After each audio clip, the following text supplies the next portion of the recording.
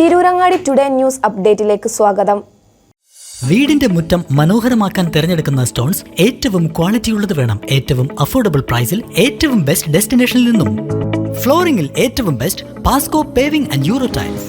നിർമ്മാണത്തിലെ സമാനതകളില്ലാത്ത ക്വാളിറ്റി, വിദഗ്ധരായ തൊഴിലാളികളും ഇൻസ്റ്റലേഷനിലെ കൃത്യതയും, കുറഞ്ഞ ചെലവിൽ വീട് നിർമ്മിക്കാൻ ആവശ്യമായ ലോക്ക് ബ്രിക്സിന്റെയും ഹോളോ ബ്രിക്സ്, AAC ബ്ലോക്സ്, ജാളികൾ എന്നിവയുടെയും ഗംഭീര കളക്ഷൻ. ഇതെല്ലാം ഇത്രയും വിലക്കുറവിൽ.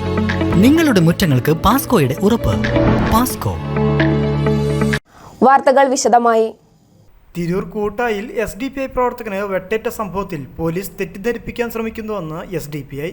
സംഭവം പോലീസിന്റെ നിഷ്ക്രിയത്വത്തിന്റെ കൂടി ഫലമാണെന്നും വിഷയത്തെ കുടുംബകലഹമാക്കി വഴിതിരിച്ചുവിടാനാണ് പോലീസ് ശ്രമിക്കുന്നതെന്നും SDPI ഭാരവാഹികൾ തിരൂരിൽ വാർത്താസമ്മേളനത്തിൽ ആരോപിച്ചു.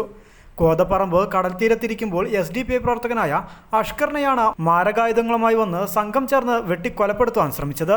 അഷ്കർ മാരകമായി പരിക്കേറ്റ് മെഡിക്കൽ കോളേജ് ആശുപത്രിയിൽ ചികിത്സയിലാണ്. 3 ദിവസങ്ങൾക്ക് മുമ്പും ഇതേ രീതിയിൽ മാരകായുധങ്ങളുമായി വന്ന് പ്രതികൾ അഷ്കറിനെ ആക്രമിച്ചിരുന്നു. ഇതിനെതിരെ തിരൂർ സർക്കിൾ ഇൻസ്പെക്ടർക്കും തിരൂർ സബ് ഇൻസ്പെക്ടർക്കും പരാതി നൽകിയെങ്കിലും പോലീസിന്റെ ഭാഗത്തു നിന്ന് പ്രതികളെ സംരക്ഷിക്കുന്ന നിലപാടാണ് സ്വീകരിച്ചതെന്നും അതുകൊണ്ടാണ് വീണ്ടും ആക്രമണങ്ങൾ നടത്തുവാൻ പ്രതികൾക്ക് പ്രചോദനമായതെന്നും ഭാരവാഹികൾ പറഞ്ഞു. മാത്രമല്ല, ഇപ്പോൾ മീഡിയകളിലൂടെ തെറ്റായ വാർത്തകളാണ് പോലീസ് നടത്തിക്കൊണ്ടിരിക്കുന്നത്. വഴിത്തർക്കം എന്ന പേരിൽ വിഷയത്തെ വരുത്തി തീർത്ത് പ്രതികളെ സംരക്ഷിക്കുന്ന നിലപാട് പോലീസ് സ്വീകരിക്കുന്നതെന്നും ഇത് അവസാനിപ്പിക്കണമെന്നും നേതാക്കൾ ആവശ്യപ്പെട്ടു.